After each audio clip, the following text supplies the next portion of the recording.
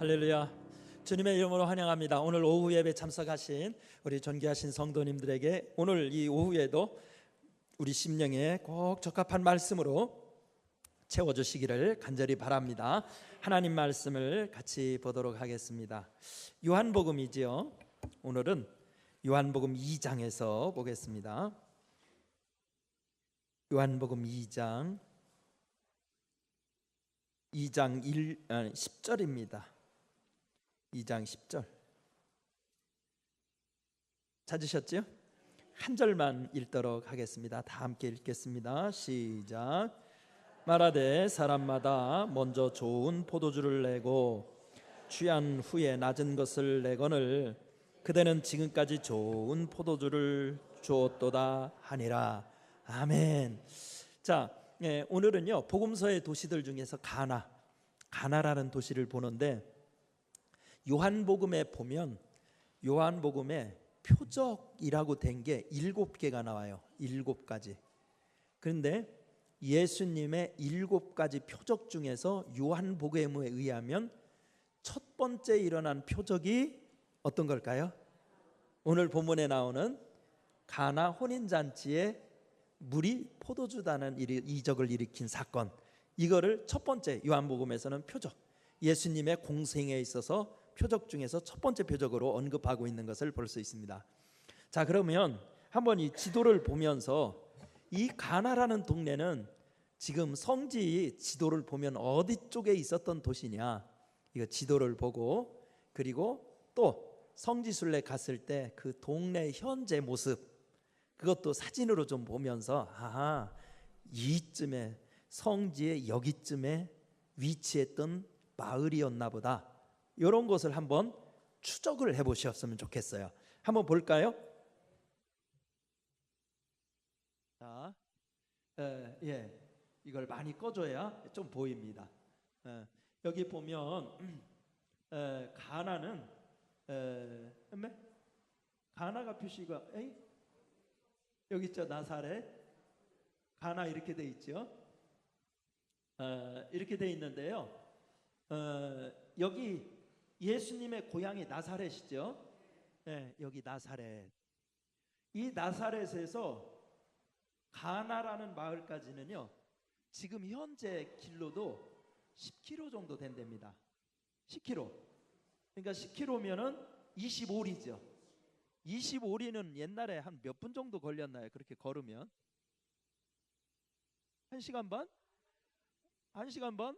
양권사님 완전히 날라다니시나 1시간 반에 어떻게 걸어요? 우선 성인 걸음으로 좀 이렇게 부지런히 걸으면 1시간에 한 4km 정도 걷잖아요. 그렇죠? 부지런히 걸으면 한 평균 4km는 걸어요. 그러면은 2시간 반 정도, 그 정도 되겠죠?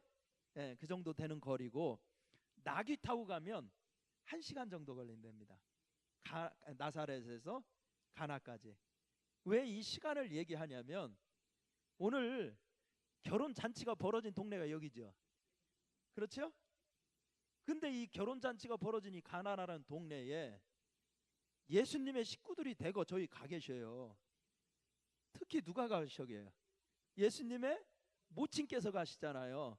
그러면 이 동네에서 사시는 분이 여기까지 갔으면 걸어갔던지 나귀 타고 갔던지 가셨을 거 아니에요. 그것도 생각을 해봐야 된다는 거예요. 그래서 여기에서 여기까지 이제 간 겁니다. 그래서 이 가나는 지금 현재 성지순례 가보면 어떻게 돼 있느냐, 그 동네 풍경을 작년에 성지순례 간 사진이 있어요. 우리 성도님들과 함께 작년에 성지순례 갔던 그 사진을 한번 보면서 지금 이렇게 생겼구나, 한번 사진을 좀 보셨으면 좋겠어요. 보여주세요. 자, 사진, 성지순례 사진 나왔죠? 지금 현재 가나라는 동네를 이렇게 높은 산에서 이렇게 찍은 가나 동네의 모습을 이렇게 전경을 한번 찍었어요. 계속해서 보여주세요. 이건 오늘날 모습이죠. 가나 동네 이렇게 생겼습니다. 이게 이제 예수님의 가나 혼인잔치 교회 이제 입구가 이렇게 돼 있어요. 여기 예배당 건물 좀 보이죠? 이제 이 안으로 들어가서 안에 보는 겁니다. 그리고 이게 작년에 가서 찍은 사진인데요. 옛날에는 이게 없었어요. 그 2005년도인가 그때 성지순례 갔을 때는 이런 게 없었는데 그 교회 바로 앞에 골목에 가나 혼인교회 담에다가요 이렇게 조형물을 만들어 놨더라고요. 그래서 여기 세 번째 날에 예수님께서 거기서 여기 가나라는 동네에서 결혼을 했다 막 이런 얘기 써 있죠. 그 요한복음 2장 1절을 벽에다가 대리석으로 해가지고 쫙 이렇게 저 멀리까지 이렇게 해놨더라고요. 그래서 이거는 우리가 2005년 이후에 한 거예요. 그때는 이게 없었는데 그래서 여기가 예수님의 요한복음 2장에서 있었던 가나 혼인잔치의 기적이 일어났던 교회다라는 것을 이렇게 표시를 해놨어요. 이게 다 여기 우리 교회 성도님들 같이 가신 분들입니다. 계속 돌려주시면은 이렇게 돼 있어요. 이제 가나 혼인교회인데 이 앞에 들어가면 마당이 좁아요. 좁다 보니까 막 뒤로 누워서 막 해야 겨우 이 예배당 전경이 나올 정도로 그렇게 예수님의 첫 번째 표적이 일어났던 교회임에도 불구하고 그 교회가 막 이렇게 정말 막 어마어마하게 으리으리하게 이렇게 잘 가꾸어져 있지는 않아요. 자, 이렇게 돼 있는 이게 교회 모습 계속해서 돌려보시면 가나 혼인교회 이제 그 예배당 앞에 있는 그런 장면이잖아요. 여기 써 있죠. 가나 이제 혼인 잔치가 벌어졌던 교회라는 것을 보여주고 있어요. 계속해서 돌려주시면은 이건 뭐 예배당에 있는 장식들을 좀 보여주고 있는 거죠. 계속 돌려주시고 이제 예배당 안의 모습이 이렇게 생겼어요. 이렇게 생기다 보니까 이제 서양 사람들은 결혼식 기념일 같은 거 할 때 다시 그 추억의 결혼식 재연하고 그런 거 많이 하잖아요. 요즘에는 우리 성도님들 가정에 신방을 가봤더니 그런 사진이 있더라고요. 몇 주년을 맞아가지고 그 리마인드 하는 결혼식 한다고 그래가지고 신랑 신부 드레스 입고 뭐 찍으신 사진들이 있더라고요. 여러분들도 하신 분 있어요? 그 전에 청금원 권사님네 가봤더니 거기도 그 사진이 있었어요. 근데 이제 서양 사람들은 그런 걸 많이 하니까 바로 여기 특히 기독교인들은 여기 와가지고 그 결혼식을 재연을 많이 한대요. 그래서 이런 그런 용도로도 많이 쓰이고 있다고 그러고요. 그 안에 제단이죠. 계속해서 돌려주시고요. 돌려주시고 이건 예배당 안의 모습이고요. 계속 돌려주세요. 돌려주세요. 돌려주세요. 이 이제 예배당 지하에 가면 예수님 당시의 유적을 발굴해 놓은 게 있어요. 계속 돌려주세요. 이거는 뭐 그 앞에 있는 스테인글라스나 성화 같은 것들이니까 별로 중요치 않으니까 이건 천주교 예배당이니까 저런 성모상이 있는 겁니다. 계속해서 돌려주세요. 쭉쭉쭉쭉. 여기 이제 이게 지하에 그 아까 예배당이 있었잖아요. 그 예배당을 지하로 내려가면 예배당 지하에 그 옛날 예수님 당시의 유적을 발굴한 거예요. 그러니까 계속 예수님 시대보다는 땅을 돋고 그래서 다 예수님 시대의 유적은 땅속에 묻혀 있었던 거예요. 그것을 다시 발굴하면 이런 지하에 이게 바로 돌 항아리, 그러니까 예수님 당시에 기적을 일으켰던 항아리일지는 몰라요. 그렇지만 예수님 당시에 집집마다 돌 항아리를 비치해 놓는 항아리가 이렇게 생긴 거예요. 그 시대의 돌 항아리를 여기에다가 발굴해서 하나 이제 유리로 만지지 못하게 자꾸 이제 옛날 유물이니까 자꾸 부서질까봐 이렇게 유리로 다 이렇게 가지고 전시를 해놨어요. 그러니까 돌 항아리에다가 물 펐다는 것은 이렇게 생긴 돌 항아리다. 여기 뚜껑이 여기다가 부은 거예요. 계속 돌려주세요. 그 위에서 찍었는데 이렇게 투박하죠. 그때는 이제 기술이 지금만큼 정교하지 않기 때문에 이렇게 우리 지금으로 얘기하면 옛날에 집집마다 물두멍이 있었잖아요. 물두멍. 그런 식으로 집집마다 유대인들도 이렇게 해서 물을 사용했던 거잖아요. 계속해서 돌려주세요. 이걸 위에서 이제 이게 이제 그때의 유물을 볼 수 있는 돌 항아리니까 그 돌 항아리를 기념해서 성지순례 가신 분들이 이제 조별로 우리 다 조를 나눠 가지고 딱딱딱딱 이렇게 잘 준비해서 갔거든요. 그래서 조별로 여기에서 돌 항아리에서 지금 사진을 찍었던 거예요. 작년에 찍은 겁니다. 그래서 현장에서 보면 아하, 예수님께서 아구까지 물을 채우라고 그랬던 돌 항아리가 이렇게 생겼겠구나 추정은 할 수 있어요. 그 시대의 것이니까 이렇게 알 수 있어서 성지순례를 가보면 현장 학습이 얼마나 많이 되는지 몰라요. 참 공부하는 효과가 참 많이 됩니다. 이건 비잔틴 시대에 이제 모자이크를 이렇게 발굴해 가지고 한쪽 구석에 전시를 해놨어요.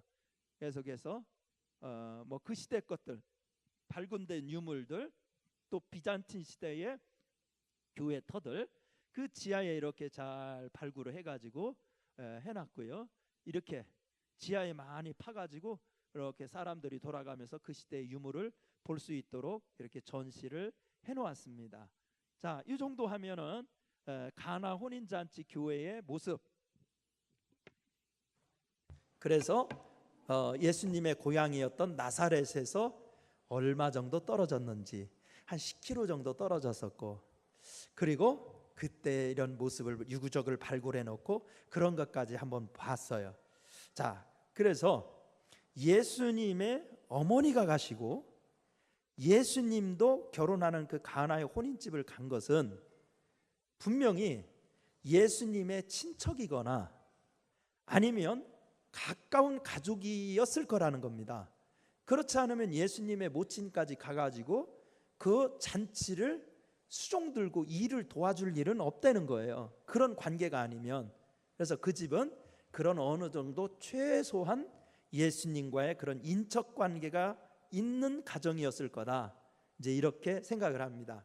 자, 그러면 오늘 본문 이제 바로 가나의 혼인 잔치가 벌어졌던 장소가 저긴데, 유대인들은 그러면 결혼식을 하면 잔치는 대충 그때 당시 며칠 정도 했으며, 그리고 결혼식은 대체로 어느 날에 했을까, 이런 것을 한번 알아보면 재밌을 것 같아요. 여러분, 우리나라 사람들은 결혼식 요즘 대체로 어느 날에 해요? 주말에 하죠. 주말에. 그렇죠? 그렇지만 옛날에 뭐 그냥 동네에서 잔치할 때는 꼭 날짜 토요일에 해야 되는 부분은 없었잖아요. 옛날에 동네 잔치할 때는 뭐 그냥 아무 날이라 했지, 뭐 안 믿는 사람들은 날 받아가지고 그렇게 하고 그랬죠. 그럼 유대인들은 주로 어느 날을 제일 좋아하는 결혼식 날로 칠까요? 그런 거는 혹시 못 들어보셨죠? 근데 유대인들은요, 결혼식을 제일 좋아하는, 지금까지도 그런 풍습이 남아 있어서 소위 말하는 길일 이런 식으로 좋아하는 날짜가 있대요. 어느 날이냐면 한번 첫째 날일까요? 둘째 날일까요? 셋째 날일까요? 넷째 날일까요? 다섯째, 일곱째 날일까요? 몇째 날일까요? 1부터 7까지. 네? 일곱 번째면 안식일에 어떻게 해요? 안식일은 안 하지 그런 거. 안식일에 하면 어떻게 잔치를 해요? 안식일에는 모든 조리 같은 거 이거 못 하는데, 그럼 안식일에 결혼식 잔치 어떻게 한대요? 못 하지. 예? 예. 몇째 날? 넷째 날? 셋째 날? 뭐 1번부터 다 찍으면 뭐. 예. 유대인들은요, 셋째 날을 선호한대요. 왜 셋째 날을 선호할까요? 3, 4번이니까? 내가 보니까 지금 여러분들 그냥 3, 4번, 우리나라 사람은 3 좋아하니까 3을 찍은 것 같아. 성부, 성자, 성령 삼위일체니까 3일, 아니 그 사람들이 삼위일체 믿었나, 유대인들이? 아이고 참말로. 그런데 그것은 자기들의 그런 믿음이야. 어디를 보냐면요, 창세기 1장으로 한번 가보세요. 창세기 1장. 찾기도 쉬워요. 창세기 1장은 뭐 처음으로 가면 되는 건데 뭐, 그렇죠? 복잡한 성경 찾기가 힘들지. 1장 10절.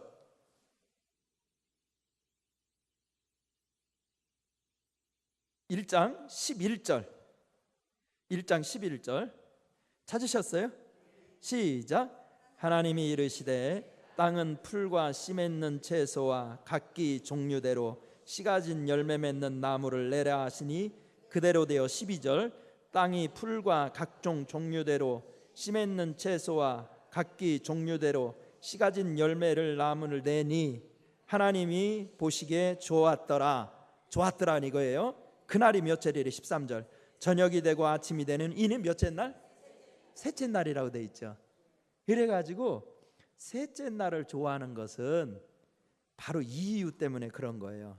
여기 주로 지상에 이렇게 번성을 이렇게 약속한 날이 셋째 날이고, 특히 11절 12절에서 씨라는 단어가 6번 나와요. 씨라는 단어가. 그런데 이 씨라는 단어의 히브리어 어근이 종족의 번식을 의미하는 단어와 같은 거예요. 그러니까 옛날 사람들은 어떤 게 좋았겠어요? 에?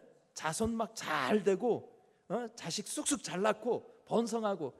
우리나라 사람들도 그런 개념이 있었잖아요. 그러니까 셋째 날에는 하나님이 바로 그렇게 한 날이야. 그렇게 한 날이고, 또 특히 셋째 날에 보면은요, 자, 첫째 날은 뭐 했어요? 첫째 날은 뭐라고 그러느냐면 4절 말씀해 보세요. 빛이 있으라. 그리고 보시기에 뭐 했대요?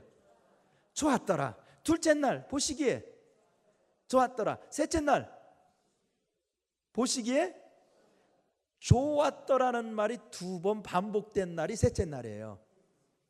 그래서 다른 날은 한 번 했는데 셋째 날은 좋았더라는 말이 2번이 반복돼 있어.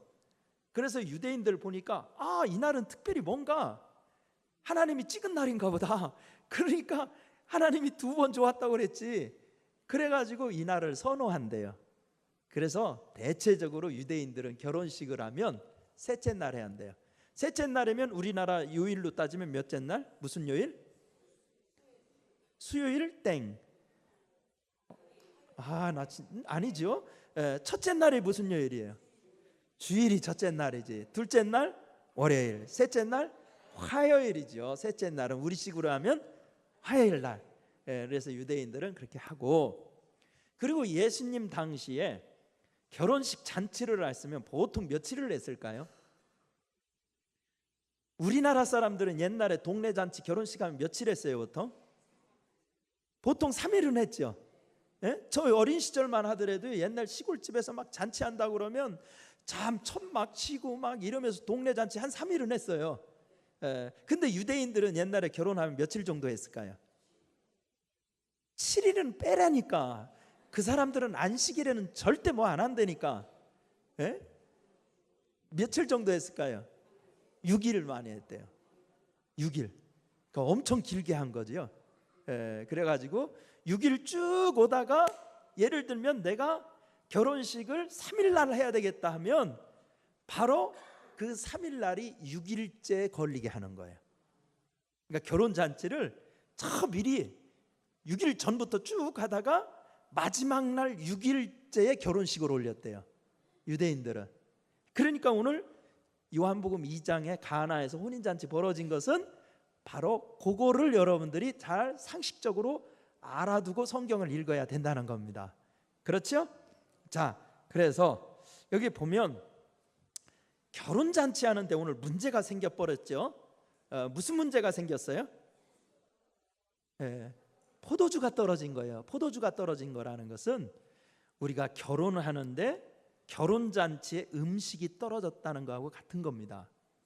근데 이 유대인들의 잔치에 있어서 음식이 떨어지는 것은요, 정말로 가문의 수치로 여겼다고 합니다.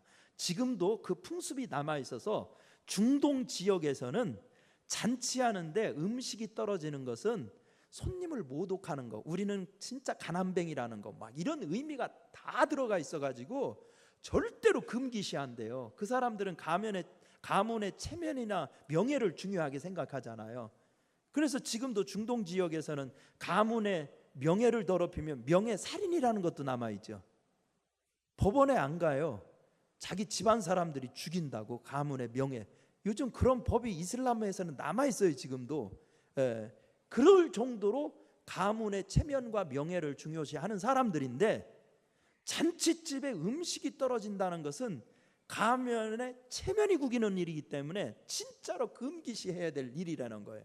그런데 이 집에 지금 그런 일이 벌어지게 된 거예요, 지금 결혼식장에서. 그래서 예수님께서 그 가정에 문제가 생긴, 그래서 그 집안 망신 되게 생긴 그 집안의 문제거리를 해결해 주었다는 스토리가 가나의 혼인잔치의 이야기입니다. 이 본문은 우리가 신앙생활 오후 예배 나오시는 분들 정도 된다면 아마 가나 혼인잔치 설교를 여러분한테 하라고 해도 할 거예요. 그렇죠? 다 가나 혼인잔치 하면 딱 이게 몇 가지 스토리가 나오죠. 아구까지 채우라고 그랬다. 일단 완전한 순종 막 이런 거 많이 들어본 스토리죠. 그렇죠? 근데 이 자리에서 그런 얘기 또 할 필요는 없을 것 같아요. 그래서 오늘은 한 가지만 여러분들하고 가나라는 동네를 살펴보고 나서 지금까지 설교할 때 우리가 잘 다루지 않았던 어떤 한 부분을 잘 묵상하고 오늘 말씀을 마쳤으면 좋겠어요. 그게 오늘 10절입니다. 10절. 그래서 한 절만 읽은 거예요. 자세히 한번 읽어주세요. 다시 한번 10절 시작. 말하되 사람마다 먼저 좋은 포도주를 내고 취한 후에 낮은 것을 내놓거늘 그대는 지금까지 좋은 포도주를 두었도다 하니라. 이 포도주만 얘기하는 거예요. 그러니까 당시에도 사람들이 그렇게 얘기했나 봐. 처음에 포도주가 들어가기 전에는요 맛에 민감하지요. 그렇죠? 근데 민감해가지고 사람이 취하면 맛에 그 감각이 둔해지잖아요.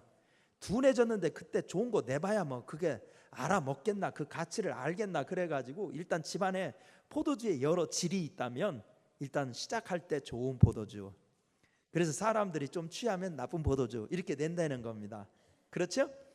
근데 오늘 예수님이 만든 포도주는 최상급의 포도주가 되어서 사람들이 잔치 말미에 먹는데도 이거 어떻게 이렇게 좋은 포도주가 났지? 그랬다는 거예요. 언제? 여기 보니까 10절에 지금. 언제라고요? 지금. 그 말을 한번 신앙적으로 적용을 해보자는 겁니다. 왜냐하면 우리가 신앙생활 할 때 대부분 자기의 신앙적인 경험을 쭉 이렇게 추억을 해보면 대부분 어떤 얘기를 하냐면 자기가 이런 얘기를 대부분 한다는 거예요. 어떤 거예요? 먼저 먹은 포도주 얘기를 많이 한다는 거예요. 먼저 먹은 포도주. 내가 옛날에 엄청 은혜 받았는데, 내가 막 20년 전에 막 펄펄 날랐는데, 완전 기도 막 금식 때리고 막 그냥 철야하고 산기도 가서 막 그냥 산을 헤매고 막 그랬는데 그때 엄청 재밌었는데, 대부분 우리 신앙생활을 얘기하면 그런 식으로 추억을 한다는 겁니다. 그렇죠? 근데 여기서 이 예수님의 잔치로 비유하면 다 옛날 포도주 먹은 얘기만 한 거예요. 그래가지고 지금 현재는 어떻게 했다는 거예요? 현재는 포도주 다 떨어져가지고 신앙의 미천도 다 동나가지고 막 큰일 난 거야. 큰일 난 거야. 그래가지고 막 믿음의 포도주가 다 떨어져가지고서는 기도도 그냥 시적부적하고 말씀을 들어도 감동이 없고 그래가지고 다 막 영혼이 말라 삐들어진 거예요. 이런 식으로 우리 신앙생활 할 때가 많이 있다는 거예요. 근데 예수님 만나는 즐거움은 뭐냐면 과거에 우리 살게 하는 사람이 아니라, 그래서 맨날 옛날 포도주 얘기만 하는 과거에 붙들려 살게 하는 사람이 아니라 언제요? 지금. 지금을 가장 좋게, 최상의 포도주가 이거 어떻게 나왔지? 이거를 하게 하시는 분이 예수님이라는 거예요. 그래서 세상에서 최고 좋은 금이 있답니다. 세상에서 최고 좋은 금. 무슨 금? 지금이라는 거 아니에요? 지금. 그게 중요하다는 거, 신앙생활에서는. 맞지요? 정말 우리가 예수를 바로 믿는다는 것은 지금이 기뻐야 되고 지금이 은혜가 넘쳐야 되고, 그래서 포도주로 맛으로 따지면 최상의 맛, 그게 하루하루 쌓이다 보면 역사가 되는 거예요. 그게 아멘입니까? 그래서 오늘은 거기에 초점을 맞춰보자는 거예요. 예수님의 포도주 사건을 통해서 지금까지 좋은 포도주를 내었도다, 그 시제를 중요하게 보자는 겁니다.